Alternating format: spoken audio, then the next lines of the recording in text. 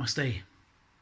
This is video 4 in the series Ye Are Gods. Now, I just wanted to kind of round this up by saying a few more things about monads and oversouls. So when you come down, you've seen in the last video, if you've been watching the series, I would highly encourage you to watch from video 1 and all the way through, because otherwise you're not really going to understand what I'm talking about. But basically, so we've been explaining and I've been illustrating how the Godhead projects out into 12, and then those 12 project out into 12 more, and so on and so forth, until you get literally billions and billions upon billions of individualized units of consciousness, or souls. We call this a soul. Okay, mind, body, spirit complex. Now, what I didn't mention was that, in actual fact,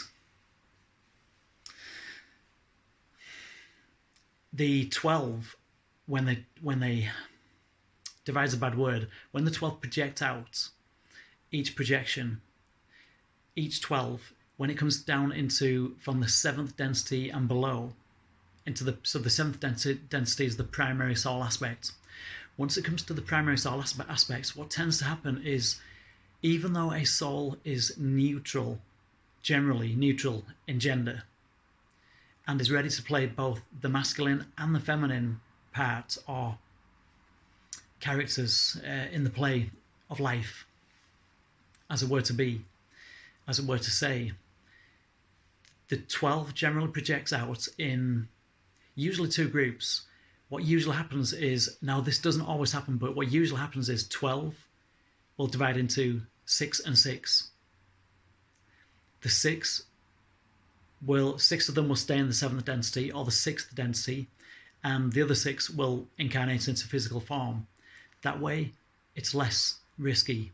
If you both incarnate, if all of the souls from any one soul group or soul family incarnate all at once, then there's more of a chance of that whole family getting stuck here for incarnation after incarnation cycle, all the different reincarnation cycles, and getting stuck here in loops.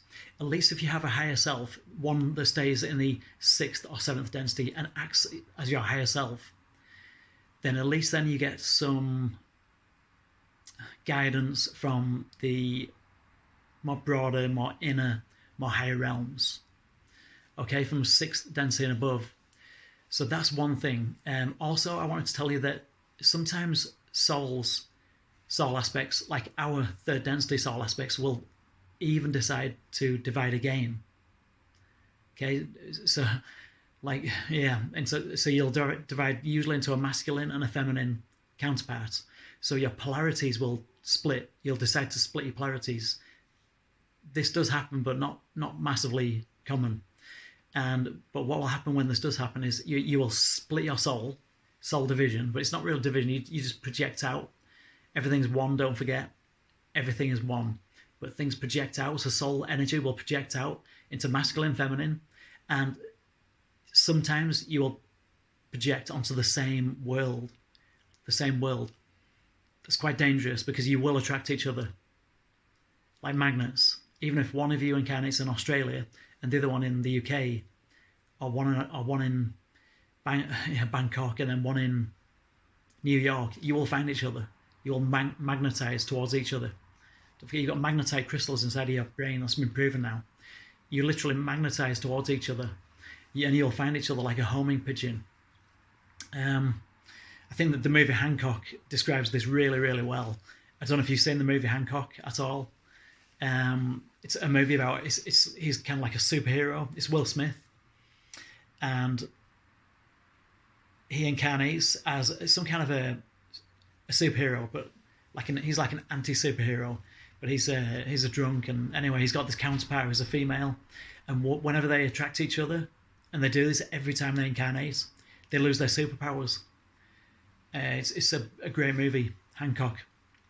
So that's the other thing that I was going to say. And twin flames, we're going to talk about twin flames in a different video.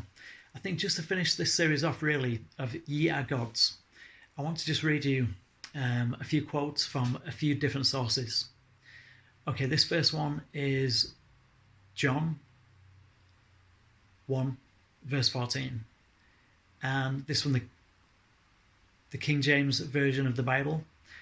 And this verse reads, "And the Word was made flesh and dwelt among us, and we beheld his glory, the glory as of the only begotten of the Father, full of grace and truth." We are all the Word manifest, made flesh. All of us. We are all one with the Father. The next quote is from from one of the Hindu texts, and I'm just going to read. There's a couple of different ones. I'm just going to read this out. The Brahman is not an outside, separate, dual entity. The Brahman is within each person. States Advaita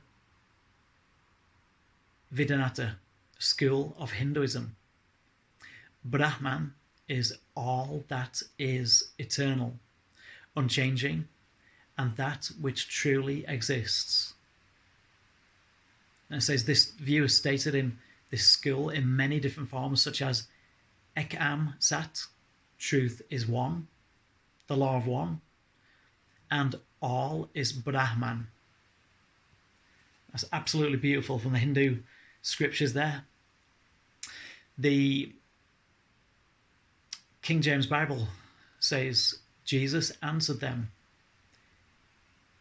"Is it not written in your law, I said ye are gods?"